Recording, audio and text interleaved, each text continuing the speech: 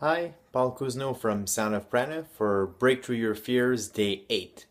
And today I want to share a reflection that came from reading a Facebook post by Phil Reynolds. And he was talking about some meditations he was doing about what is fear. And what came to my attention when I was watching what he was sharing with us is that fear is believing that what you will do will bring you in a situation that makes you worse off than the one in which you started.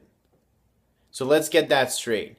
Fear is a belief that your actions will put you in a worse situation than if you hadn't done them. And that's why it prevents us from being fulfilled and from sharing our gifts with the world, because that implies taking action, and then there's an underlying belief that that may not succeed, or that we won't be achieving the results that we want, and in the end we're not going to be in a good situation. So I wanted to share the big news that I've been talking about in some of the past videos, and I want to share that I took things into my own hands and I decided to overcome one of my biggest fears, which was all about security and financial security, to be more precise.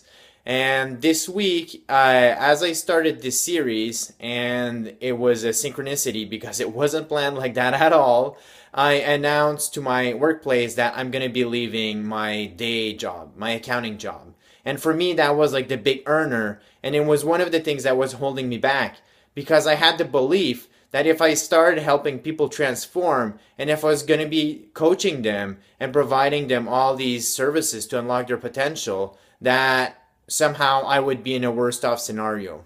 I had to believe that if I started to live my dream and I started to help other people, I would be in a worse situation. And that's why Phil Reynolds' Facebook share today meant a lot to me. It was really talking directly to me when I was listening to it. And what I'm doing here is I'm inviting you to take action and to try something and to go all in regardless of your fears, because things can only be better. And if you fail, then it doesn't matter, because you can try again. But as long as you're not trying, you won't be accomplishing anything different than the status quo, than your current situation.